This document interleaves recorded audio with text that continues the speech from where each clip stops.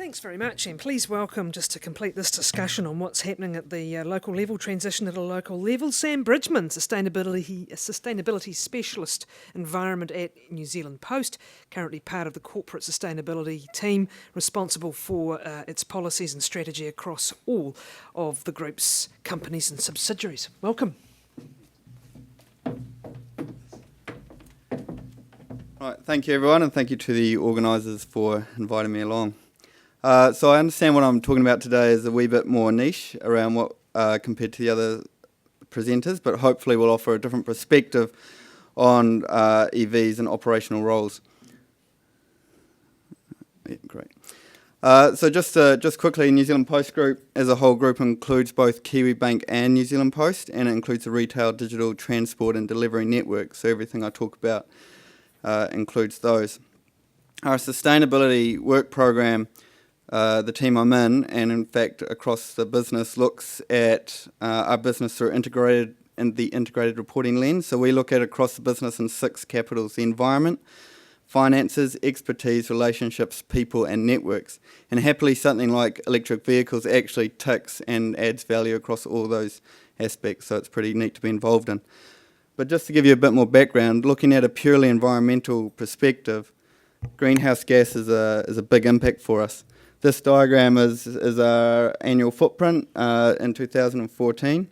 Just quickly, the main points is in our postal network, we drove over 5.3 million kilometres.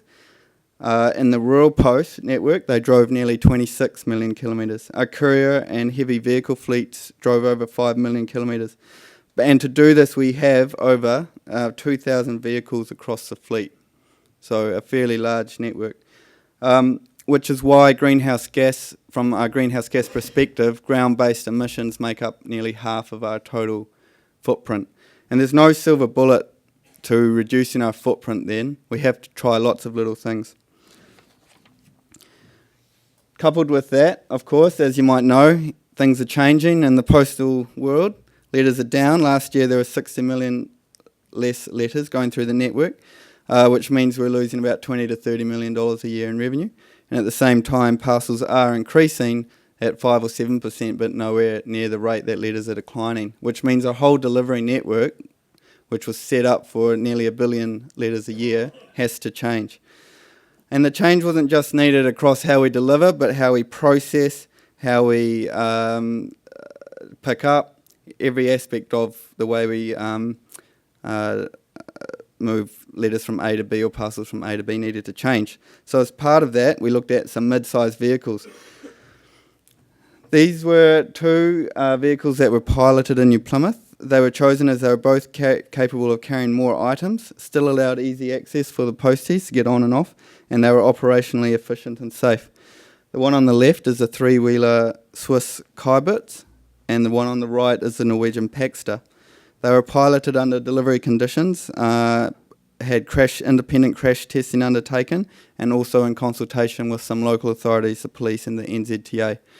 And one of the reasons for these is obviously that posties, the ones that come to your house every second day now, are delivering less letters, but there's a lot more parcels in the network. So they needed something which meant they could carry more, but we also didn't want a courier increasing the amount that they're coming to your door as well. So we needed something where the posties could carry a lot of the smaller parcels that people are increasingly ordering.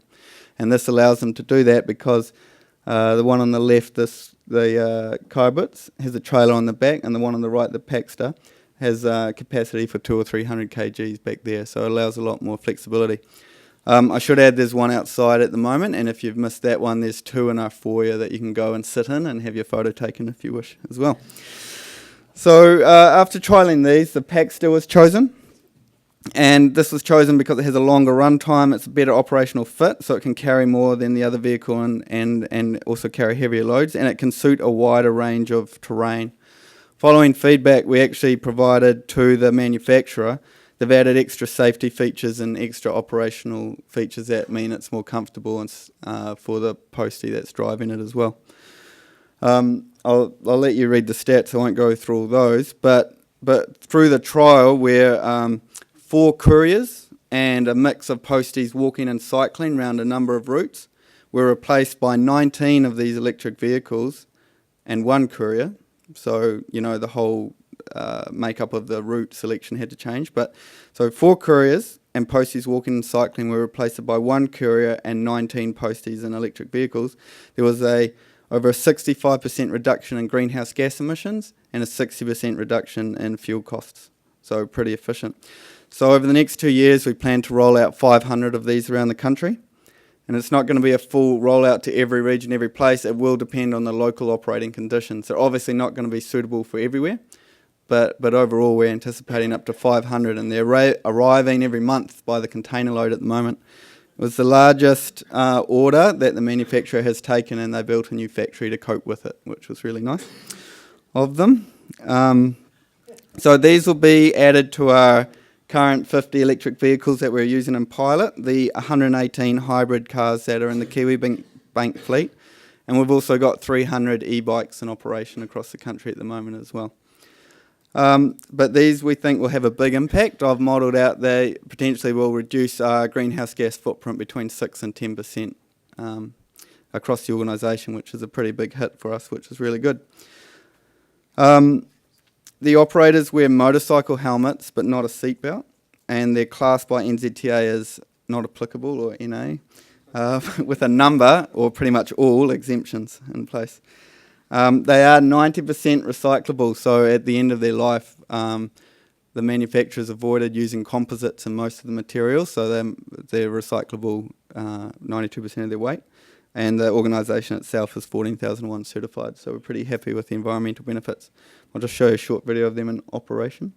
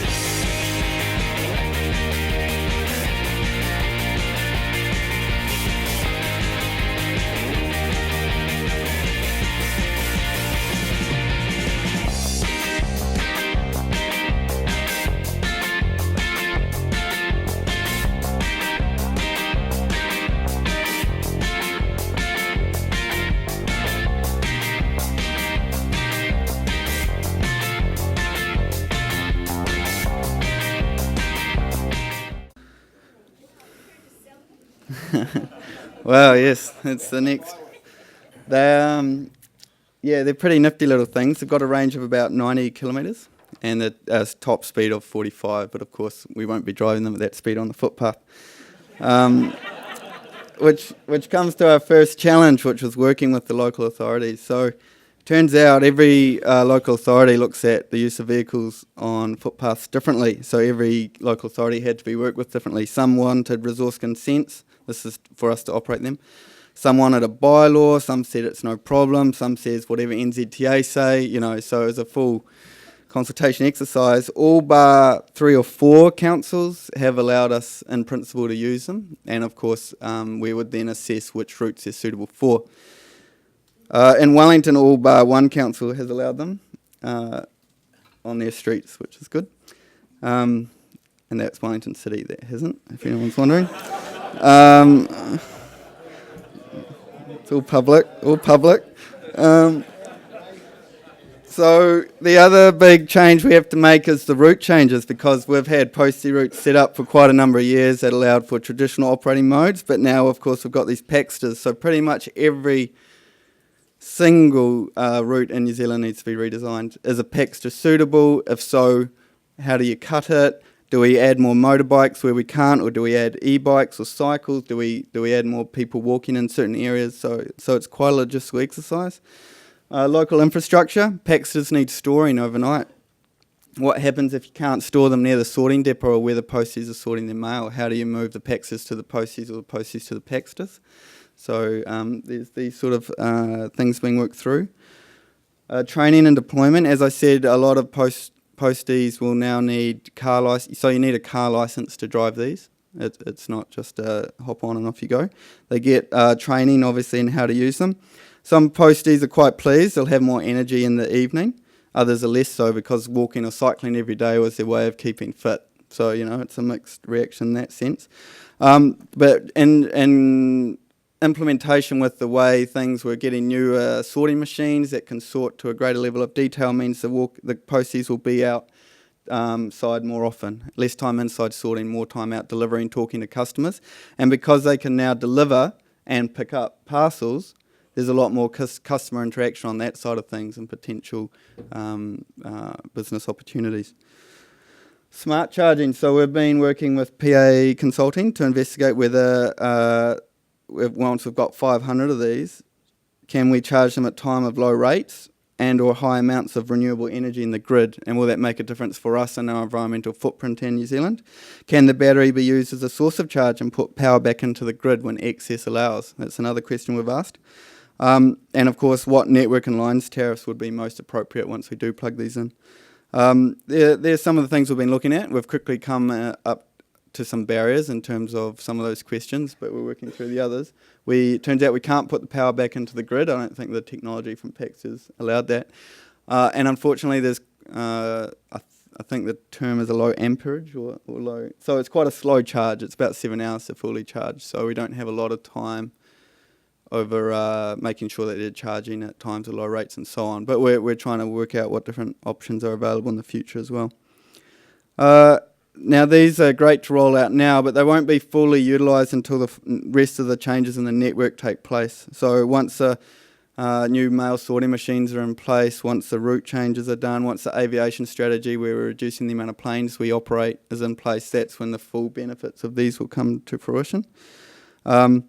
We're also, in combination with these, looking at electric vans in the fleet in suitable areas. And of course, we've always wanted to trial new technology and are always happy to do so. So we were also part of the 2010 pilot with the IMEVs. We're looking at hybrid heavy fleet with great interest, and it'd be great to trial something like that here.